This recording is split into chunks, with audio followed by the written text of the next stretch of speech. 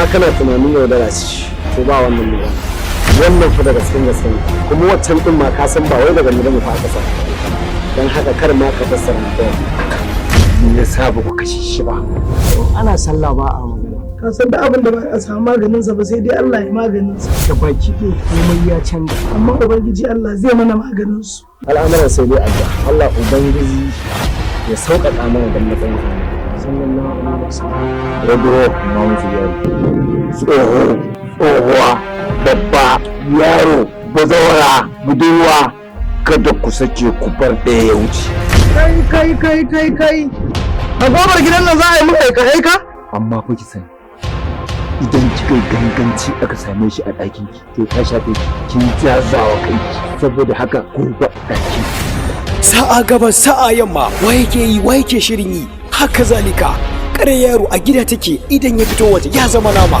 MC Bapi Production ke gabatar muku da shirin faduwar gaba, ƙayataccen shiri mai daɗin kallo kuma mai dogon zango. Faduwar gaba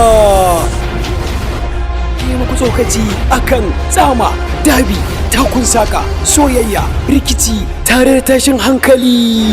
Ranka ta kaf a cikin shirin faduwar gaba.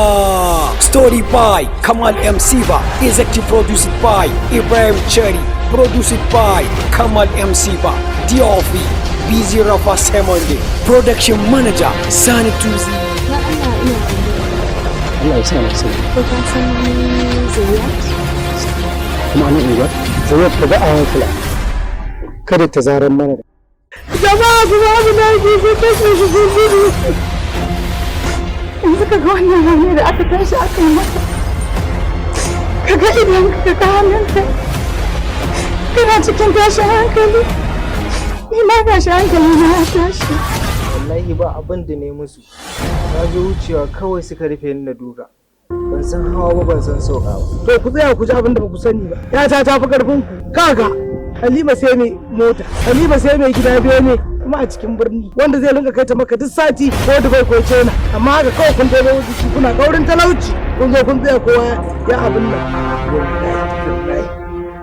Kullum man waka a fi amri waje da alaihiyan karra ko da hazi. Kai soja! ƙarya kake yi in ka isa ka biyo ni. Na sha alwashi don wanda ya taɓa mun aliyu na sha tarihinsa da a fara ba yanzu ne za a fara. Screenplay and directed by Salis Muhammad Abdu. Subscribes Kamal MC Hausa TV.